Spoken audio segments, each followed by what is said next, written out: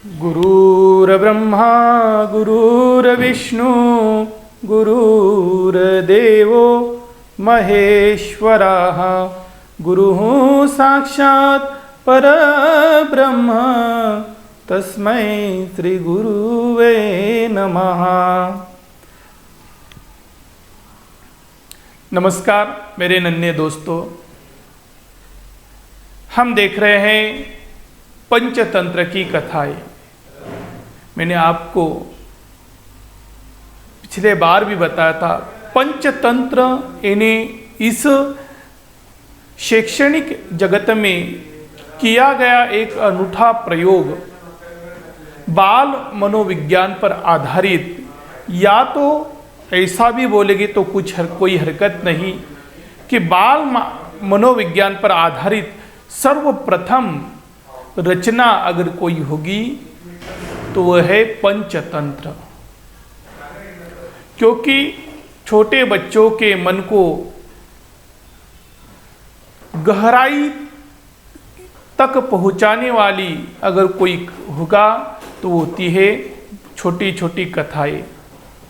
और इन प्राणी मात्राओं को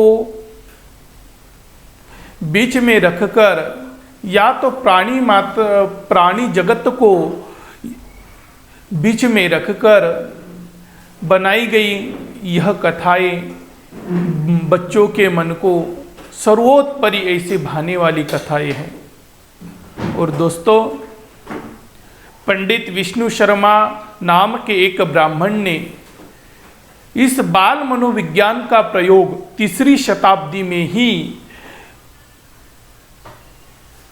एक राजा अमर सिंह नाम का राजा था, उसके 3 मूर्ख बेटों को विद्वान बनाकर, शिक्षित बनाकर, विवेकवान बनाकर उन्होंने इस मनोविज्ञान का एक जीवंत उदाहरण उस समय प्रस्तुत किया था।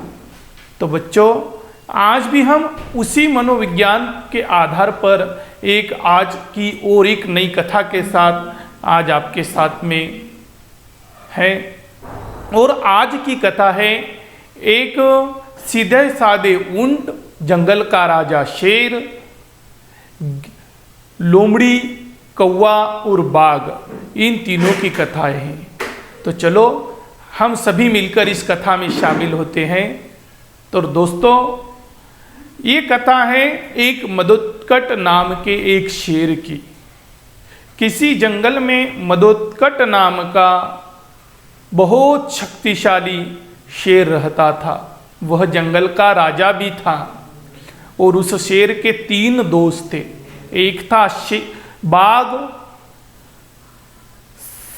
सियार, कौवा और लोमड़ी। ये तीनों भी एकदम विश्वास नहीं रख सकते ऐसे कपटी जानवर हैं। तो बाघ शेर के साथ में और शेर की सेवा करने के लिए ये चारों जानवर शेर के साथ में रहते थे। शेर जब शिकार कर लाता था तो बचा हुआ सभी खाना इन जानवरों को मिल जाता था और वह बिना मेहनत किए शेर के साथ में रहकर अपना पेट भरते थे। वह जानवर बहुत आलसी हो गए थे। उनको हमेशा ही शेर की झूठन खाने की आदत थी और झूठन खाने के वजह से उनकी बुद्धि भी वैसे ही भ्रष्ट हो चुकी थी। एक दिन क्या हुआ, एक ग्राम्य पशुओं का झुंड उस जंगल से गुजरता हुआ जा रहा था और उन ग्राम्य पशुओं के झुंड से एक ऊंट बिछड़ गया और वो बिछड़कर वह उस जंगल के बीचों बीच जाकर रुक गया।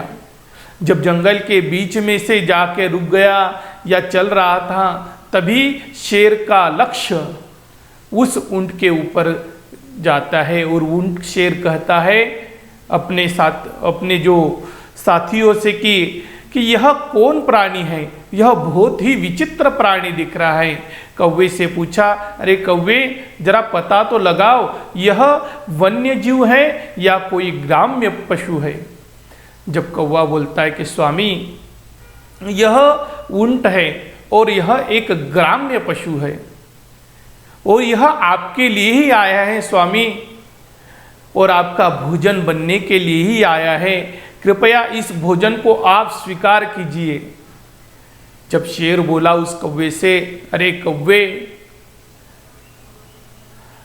अगर दुश्मन भी दुश्मन के राज्य में आकर अगर अभय मांगता है तो उसे अभय देना चाहिए, क्योंकि एक सच्चे योद्धा का फर्ज होता है, अगर दुश्मन भी अभय मांगते हुए अगर आता है तो उसे अभय देना चाहिए, न कि उसे मारना चाहिए, न कि उसे दंड देना चाहिए।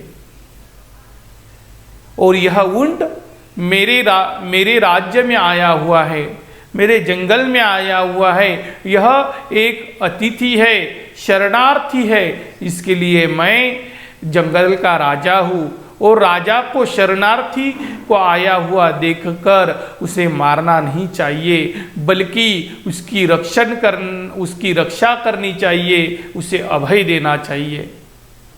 तुम ऐसा करो, उस ऊंट को मेरे पास बुलाकर लेके आओ। जब सभी जानवर, शेर, गिदड़ सभी जाते हैं और ऊंट को बुलाकर राजा के पास में अर्थात सिंह के पास में लेकर आते हैं, और फिर जैसे ही ऊंट उस शेर को देखता है तो वहाँ पर उसके सामने नतमस्तक होता है, प्रणाम करता है। फिर प्रणाम करने के बाद में शेर बहुत उससे खुश होता है, क्योंकि वह एकदम निर्भय प्राणी था, उसके मन में कोई भी कपट नहीं था। तो शेर ने उसके साथ में दोस्ती कर ली और कहा उससे, हे दोस्त, हे ऊंट दोस्त, तुम आज से मेरे दोस्त हो और तुम भी इस जंगल के और मेरे साथ रहने वाले मेरे सहपाठी तुम भी हो। इसके लिए तुम बिना हिचकिचाए इस वन में रह सकते हो, जहाँ तुम्हें घूमने की इच्छा है वहाँ तुम घूम सकते हो। ऐसा कहकर ऊंट भी वहाँ से चला जाता है और वन में इधर उधर विचरण करते रहता है, जहाँ कुछ खाने को मिलता है, क्योंकि ऊंट शाकाहारी प्राणी होता है, जहाँ कई पौधे मिलते खाने के लिए तो वह खाता, और जंगल का कोई भी और दूसरा हिंस्र पशु उसकी तरफ आक्रामकता से नहीं देखता था, क्योंकि उन पशुओं को मालूम था कि यह ऊंट जंगल के राजा मदोत्कच नाम का जो शेर है उसका दोस्त है। अगर इसको हम कुछ भी पीड़ा देंगे तो क्या होगा, जंगल का राजा आएगा और हमें मार डालेगा। जब ऐसा सोचते हुए वहाँ से सभी जानवर भी उस ऊंट से डरने लगे। एक दिन की और बात है कि जब वह शेर शिकार करने के लिए एक हाथियों के झुंड पर आक्रमण करता है, तो उन हाथियों के झुंड का एक सरदार यानी जो गजराज है उस सिंह को बहुत बुरी तरह से घायल कर देता है। शेर इतनी बुरी तरह से घायल हो जाता है कि शेर को चलते भी नहीं आता था। शेर को चलना तो क्या कहीं पर पानी पीने के लिए भी जाने के लिए शेर खुद को नहीं चल पाता था या खुद को नहीं संभाल पाता था। ऐसे एक दिन की बात है जब शेर ने जैसे तैसे गजराज हाथियों के झुंड पर आक्रमण किया। जब गजराज ने उसे पछाड़ दिया, उसके पैर टूट गए, सिर फूट गया, आँख तो फूट गई। जब ऐसा होने पर जैसे तैसे शेर ने अपने प्राण बचाए और अपने गुफा की ओर निकल पड़ा। कुछ दिन 2-4 दिन गुफा के अंदर रहा और उसको भूख यह सताने लगी। जब भूख सताने लगी तो शेर ने अपने साथियों से कहा, कौवे से कहा, गिदड़ सियार से कहा, बाघ से कहा, अरे मेरे लिए शिकार करने के लिए ऐसा कोई प्राणी ढूंढ के लाओ जिसे मैं आसानी से अपना जिसका मैं आसानी से शिकार कर सकता हूँ और जिसको आसानी से खा सकता हूँ। जब राजा की आज्ञा सुनकर कौवा, बाघ, सियार ये जंगल में चारों तरफ घूमते रहे।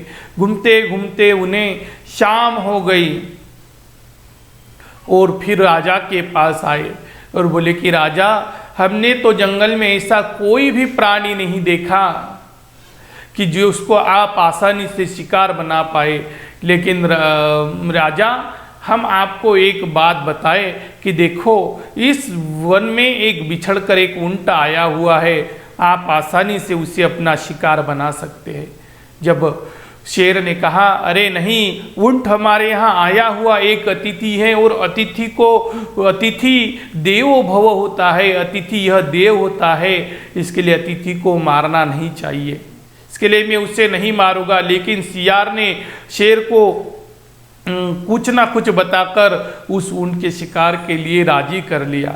जब कौवा और फिर उन्होंने तीनों ने मिलकर एक षड्यंत्र रचा और कहा कि ऊंट को लेकर आए और ऊंट के सामने ऐसा ढोंग करने लगे कि राजा के सामने बारी बारी से शेर गया, कौवा गया, बाघ गया, लोमड़ी गई। जब तीनों के तीनों उसके सामने गए, जब बाघ जब जाता है शेर के सामने तो सियार कुछ न कुछ कहकर उसे भी शिकार से शेर को मना कर देता है। कौवा जाता है तो कहता है, यह इतना सा जीव है राजा, आपका तो पेट भी नहीं भरेगा और हमारा फिर क्या होगा। फिर लोमड़ी जाती है तो लोमड़ी के बारे में कहता है कि इसको क्या करें, इसको भी हम नहीं खा सकते क्योंकि यह हमेशा दूसरों का जूठा खाने वाला प्राणी है, इसके लिए लोमड़ी को भी नहीं शेर खाता है। और फिर सभी प्राणियों को देखकर ऊंट भी सोचने लगा, अरे यह राजा की भूख मिटाने के लिए कितने प्रयत्नशील है, यह किस तरह राजा के सामने अपनी जान की भी परवाह न करते हुए राजा के सामने जा रहे हैं और राजा की भूख मिटाने का प्रयत्न कर रहे हैं। जब ऊंट से भी रहा नहीं गया तो ऊंट भी शेर के सामने गया और शेर से कहने लगा, हे राजा, मेरा सौभाग्य होगा, मेरा इस जन्म में आने का सार्थक होगा कि आप जैसे राजा का में कुछ तो काम आया। इसके लिए राजा, आपकी भूख अगर मिटती है तो मुझे खा लीजिए। देखो यहाँ कोई पक्षी है, कोई बाल वाला प्राणी है, देखो आप मुझे खाकर अपनी भूख मिटा सकते हैं और आपकी ही नहीं आपके दोस्तों की भी भूख मिट सकती है। इसके लिए राजा मुझे खा लो, मुझे मार डालो और मुझे खा लो और अपनी भूख मिटा लो। शेर ने भी फिर अश्रुपूर्ण आंखों से अपने साथियों से कहा, अगर ऊंट की इच्छा है तो धर्म, अगर ऊंट की इच्छा है तो हमें इसे खा लेना चाहिए। जैसे ही शेर ने आज्ञा दी, सियार और बाघ उसकी तरफ भागा, उस ऊंट को मार गिराया, पेट फाड़ दिया और बिल्कुल झटपट उस ऊंट के चितड़े करके कुछ भी वहाँ पर बचने नहीं दिया, पूरा साफ कर दिया वहाँ पर उस ऊंट को। इसके लिए दोस्तों, इस कहानी से हमें एक सीख मिलती है कि हमें कभी भी दुष्ट व्यक्तियों के साथ में दोस्ती नहीं करनी चाहिए। और एक कहा गया है, हमसे बड़े व्यक्ति से भी दोस्ती नहीं करनी चाहिए। इसके लिए दोस्त हो तो हमारे बराबरी का हो, न कि हमसे असमान हो। इसके लिए आज की कथा हमें यह सीख देती है। हमें आशा करता हूँ कि आपको निश्चित ही यह कथा बहुत अच्छी लगी होगी। तो आज के लिए धन्यवाद।